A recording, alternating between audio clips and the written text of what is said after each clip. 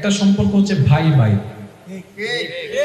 ভাই বোন, বন্ধু, জোরে বলেন, ব্যবসায়ী, চাকরিজীবী। এক একটা সম্পর্ক আছে না, যেমন ক্রেতা বিক্রেতা, বস কর্মী, আছে না, ইমাম মুক্তাদি। পৃথিবীতে যতগুলো সম্পর্ক আছে, সর্বপ্রথম সম্পর্কের নাম হচ্ছে স্বামী স্ত্রী।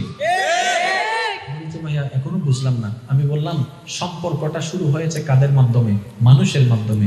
পৃথিবীতে সর্বপ্রথম আসা মানুষটাকে বলে যে বাবা আদম, ওনার সাথে কে এসেছেন? মা হাওয়া। তো স্বামী এবং আদম এবং হাওয়ার মাঝখানে সম্পর্কটা কি ছিল? মা ছেলে নাকি স্বামী স্ত্রী? তাহলে স্বামী স্ত্রী দিয়েই সম্পর্ক শুরু। আপনি বুঝতে পারছেন এই স্বামী স্ত্রী শব্দটা কত দামি শব্দ, কিন্তু না বুঝার কারণে আজকে দেখেন